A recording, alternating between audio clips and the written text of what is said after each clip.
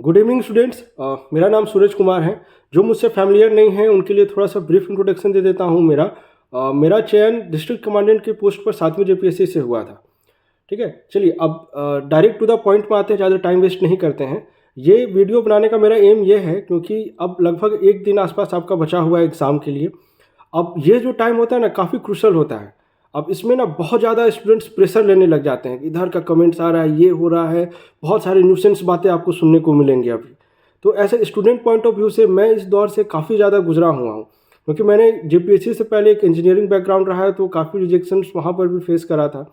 तो ये जो सिचुएशंस होता है ना, इसमें कुछ चीज़ें हैं जो आपको अवॉइड करनी, कुछ डूज एंड डोंट्स है जो आपको करना है।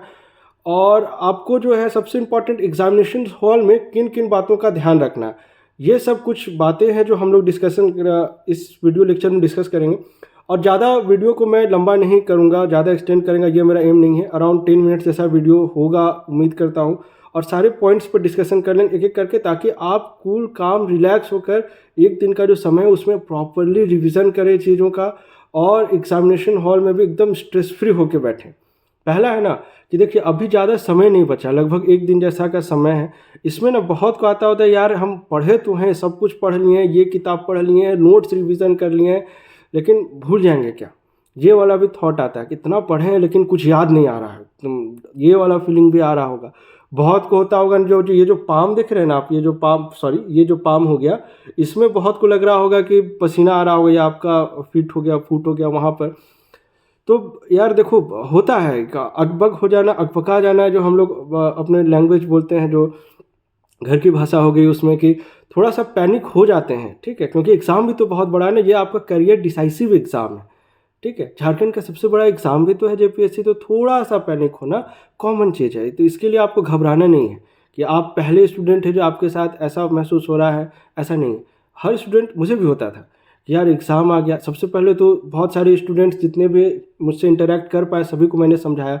बहुत का कहना था कि सर बहुत जल्दी एग्ज़ाम हो जा रहा है। तो देखो यार, इसमें एक ही चीज़ है ना कि तुम्हारे लिए सिर्फ जल्दी नहीं हो रहा है।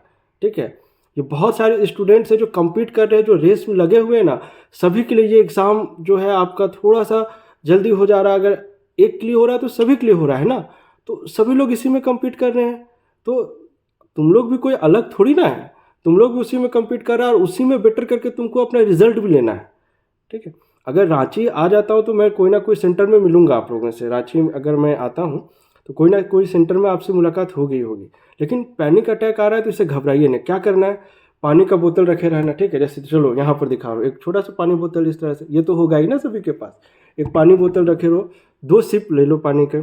ठीक है, उसके बाद फिर थोड़ा सा लंबी लंबी सांसें ले लो। अगर गार्डन है या लॉन है या बालकोनी है, कहीं पे चले जाओ, थोड़ा सा लंबी लंबी बातें जो क्या कहते हैं, सांसें ले लो। ठीक है, थोड़ा सा रिलैक्स महसूस करो, 4-5 मिनट के बाद नॉर्मल हो जाओगे। ठीक है, ये कोई बहुत बड़ा इशू नहीं होता है। एग्ज़ाम से पहले घबराहट होती ही होती है। ठीक है, और जिसके साथ नहीं हो रहा वो स्ट्रांग है, लेकिन सब लोग के साथ ऐसा नहीं होता है। ठीक है ना, ये कोई बहुत बड़ा इशू नहीं है, आराम से आप डील करना। ऐसा नहीं सोचना है कि हम पहले हैं और हमें को टाइम कम मिला है। सबके साथ इशू हो रहा है। ठीक है, तो कॉन्फिडेंस को कम नहीं होना। अगर मेहनत किया है आपने, रिजल्ट होगा ही होगा, ये मान के चलना है। ठीक है, कि हमने मेहनत करा है, हमने साल भर पढ़ा है, हमने अपने नोट्स पढ़ाए हैं, खुद से हैंड रिटन नोट्स बनाए हैं, खुद से इतने सारे बुक्स को पढ़ा, तो थोड़ा तो भरोसा दिखाइए अपने आप पर, अपने दिमाग पर भरोसा रखिए, अपने माइंड पर, अपने रिकॉल कैपेबिलिटी पर भरोसा दिखाइए। ठीक है, अब इसमें एक चीज़ और मैं आपको बताना चाहूँगा, सुनिएगा ध्यान से। अभी क्या है ना, एक दिन या लगभग आपको 1.5 दिन जैसा समय है। आप थोड़ा सा नेगेटिव लोगों से बचिए। नेगेटिव कहने का सेंस क्या है ना मेरा, बहुत सारे ऐसे व्यक्ति होंगे या आपके परिचित में होंगे या कोई भी हो सकते हैं, जहाँ से सिर्फ आपको नेगेटिव वाइब आते हैं। ठीक है, अब कोई लोग बोल दे रहा होगा कि आप जेपीएससी देने जाएंगे, क्या पता एग्ज़ाम होगा कि नहीं, एग्ज़ाम कैंसिल तो नहीं हो जाएगा, कट ऑफ बड़ी हाई रहता है, एग्ज़ाम टाइम से कंप्लीट करा पाएगी कि नहीं पाएगी जेपीएससी। अरे वो जेपीएससी का सोचना है ना, टाइम से एग्ज़ाम कंप्लीट करा पाएगी नहीं करा पाएगी। आपका काम क्या है, एक स्टूडेंट पॉइंट ऑफ व्यू से सोचिए, आपका काम क्या है, पढ़ाई करना, अपना 100% दे दो। ठीक है, मेरा कहना एकदम ये ख्याल ही नहीं आना चाहिए ना साला कि मतलब थोड़ा सा मेहनत और कर लेते तो हमारा रिजल्ट हो जाता। ये नहीं, अपना 100% दे दो। ठीक है, उसके बाद देखा जाएगा जो होगा, नहीं हुआ तो कुछ और होगा। हम इतना सारे रिजेक्शंस मैंने फेस किया है। बार्क में नहीं हुआ था, इसरो का इंटरव्यू था वो फेल करा था मैंने। तो यार देखो जो होता है अच्छे के लिए होता है, ये मान के चलो, ठीक है ना। नहीं होगा नहीं होगा, कोई दिक्कत नहीं, लेकिन अपना 100% दे दो। बाद में ये ग्लिच नहीं आना चाहिए अंदर से कि थोड़ा सा मेहनत करते ना तो शायद पेपर 2 मेरा अच्छा चला जाता। ये नहीं, हम अपना 100% देंगे, जो होगा देखा जाएगा। और नेगेटिव लोगों से बचो, ये अब दिमाग को ना ब्रेन वॉश करने का काम करेंगे अभी, ठीक है। तो अपना प्रिपरेशन पे विश्वास है ना यार, अपने आप पे। तुम्हारा सबसे अच्छा दोस्त क्या है? अब खुद हो तुम अपना सबसे अच्छा दोस्त ना। तुम अपने आप को कंसोल करो कि नहीं यार, मैंने मेहनत की है, मेरा सिलेक्शन होगा, ये कॉन्फिडेंस रखना है अभी, ठीक है। कोई किसी की बातों पे नहीं आना है। दूसरा है, रिवीजन करना शुरू कर दो यार। रिवीजन नहीं करने से बहुत दिक्कत होगा क्या, एक एग्जाम्पल के थ्रू समझाते हैं, ठीक है। तुम लोगों को देखो होगा क्या, मान लो फॉरेस्ट सर्वे का ही क्वेश्चन है, ठीक है। अब आ गया, मान लो कितना फॉरेस्ट कवर है, परसेंटेज वाइज पूछ लेता है। एग्जाम्पल लेते हैं तो 29 पॉइंट डेसिमल्स में सवाल, दशमलव में जाएगा। ये टफ बनाना है ना, कंपटीशन इतने सारे कॉम्पिटिटर्स है, तो एग्जामिनेशन का पैटर्न भी तो टफ बनाना होगा। तब इसमें क्या होगा कि मान लो पॉइंट से फिर खेलना शुरू कर देगा जीपीएससी, तो होगा 29.7661, या पहले वाला ही दे देगा, 19 वाला का ही, ठीक है। अपकमिंग सर्वे जो चल रहा है उसका डेटा दे देगा। तो अगर रिवीजन नहीं किए होंगे ना, तो क्या होगा, वहाँ पर यार पढ़े तो थे, यही बी और सी में लग रहा है, 29 तो सभी में है, ये वाला चीज़ डिलेमा में फंस जाओगे अगर रिवीजन नहीं करोगे। इसलिए रिवीजन पक्का करना है। अब जिन्होंने भी सिनॉप्सिस बनाया है वो यहाँ पर बाजी मारेंगे थोड़ा सा रिवीजन के पॉइंट ऑफ व्यू से। क्यों? क्योंकि सिनॉप्सिस में क्या है, आप जल्दी रिवाइज कर पाएंगे। नहीं तो ऐसे आपको पूरा बुक्स होगा, नोट्स कम से कम 4-5 बुक्स तो पढ़े ही होंगे ना, पेपर 1 पेपर 2 के लिए। इतना तो मैं एक्सपेक्ट करता हूँ, क्योंकि अगर आप सिंसियर स्टूडेंट्स हैं तो आपने पढ़ा होगा, ठीक है ना। तो ये चीज़ को कम से कम आपको रिवीजन को थॉरो करना। अब योजना कम से कम 2019 से पढ़ लीजिए, क्योंकि योजना ना श्योर शॉर्ट क्वेश्चन पूछेगा आपको, योजना से पूछेगा। अब ना योजना जो आपका मैगजीन्स अवेलेबल है मार्केट में, एक सेकंड रुकिएगा, ठीक है, चलिए इसे इग्नोर करते हैं। देखिए मैगजीन्स जो भी अवेलेबल है मार्केट में, उन्हें मैं क्रिटिसाइज़ नहीं कर रहा हूँ, लेकिन आपको, अगर आप जेपीएससी के स्टूडेंट हैं ना, तो आपको थोड़ा सा डिटेल में जाना होगा। सिर्फ अगर मान लीजिए कोई योजना, सपोज करिए हम अबुआ आवास योजना के बारे में पढ़ते हैं, ठीक है, तो हमको सिर्फ कब लागू हुआ, किसने किया, कहाँ पर है, कितना रुपया है, सिर्फ इतना जानने से नहीं होगा। हो सकता है कि इसके बारे में कुछ ऐसा इन्फॉर्मेशन हो जो मैगजीन में छूट गया हो, जो भी आपका अवेलेबल है। तो इसके लिए आप एक काम करिए, योजना अभी है समय, आप कम से कम 40-50 योजना तो होगा ही, कम से कम होगा, ऐसा मैं उम्मीद करता हूँ। सिर्फ झारखंड का, आप पेपर 1 के लिए नहीं बोल रहे।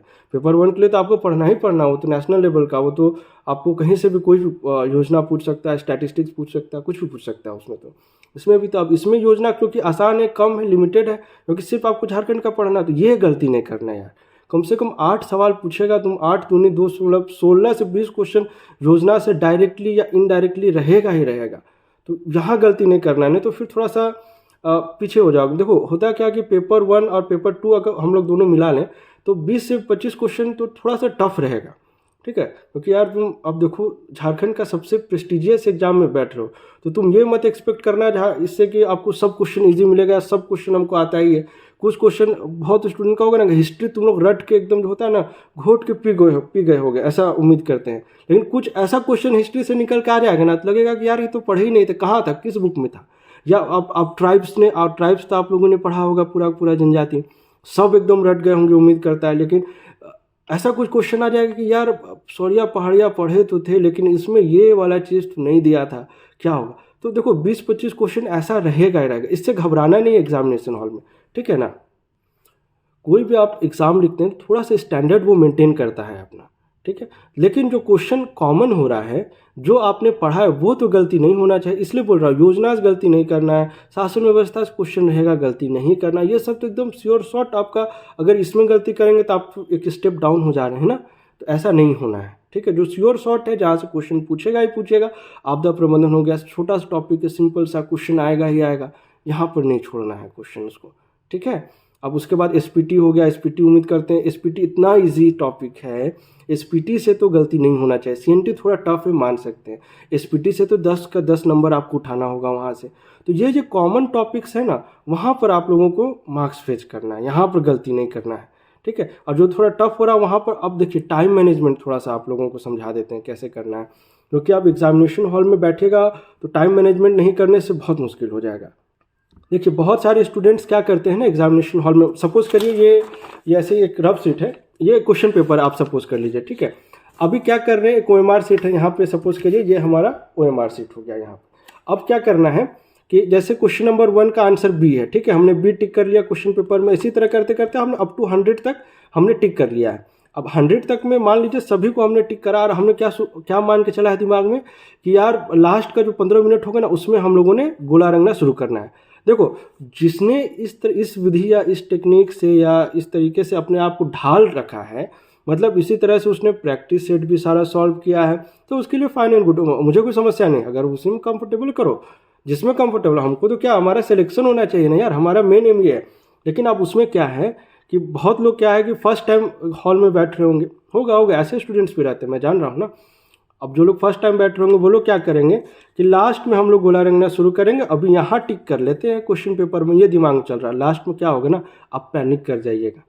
बहुत सारे एग्जामिनेशन सेंटर्स में, बहुत सारे एग्जामिनेशन हॉल ऐसे होंगे जहाँ पे आपको हो सकता है घड़ी नहीं मिले। वैसे देना तो चाहिए सारे एग्जामिनेशन हॉल में।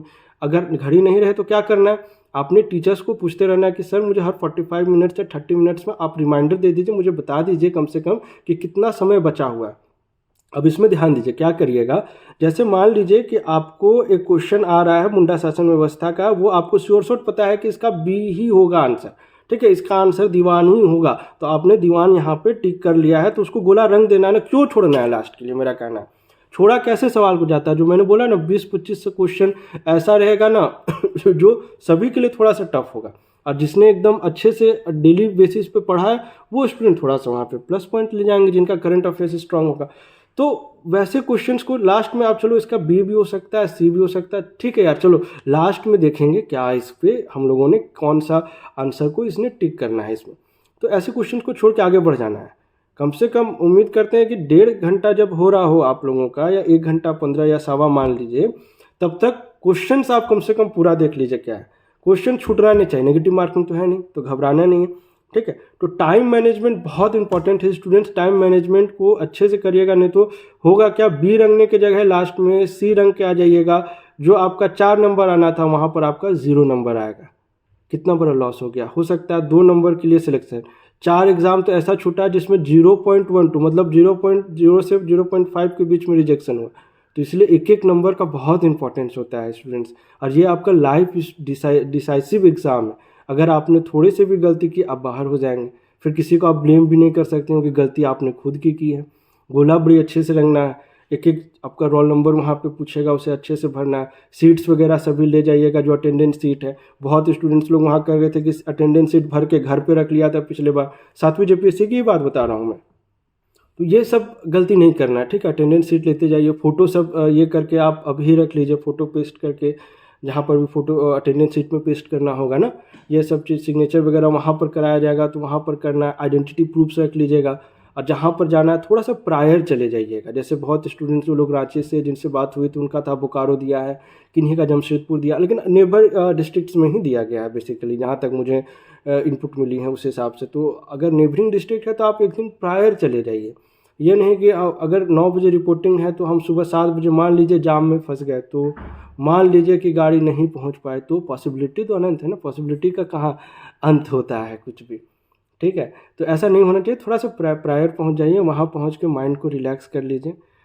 अब इसके बाद जो मेंस होगा, मेंस में मैं चैनल में अच्छे से जो इतना भी डाउट है वो मैं आपको अच्छे से सारा चीज़ मैं क्लियर करूँगा मेंस। अभी क्योंकि थोड़ा बिजी शेड्यूल था, मैं प्रॉपरली नहीं आप लोगों को पढ़ा पाया, लेकिन मेंस जब आएगा उस समय मैं आपसे एकदम डेली बेसिस पे टच में रहूँगा, ठीक है। चलिए ठीक है, मिलते हैं अगले वीडियो लेक्चर में। आपका उम्मीद करता हूँ कि सारा का सारा एग्ज़ाम अच्छा जाए, सिलेक्शन हो जाए। अगर आपने मेहनत करी है, आप भी कॉन्फिडेंट, आपका एग्ज़ाम अच्छा ही जाएगा, ठीक है। चलिए, जय हिंद सभी को।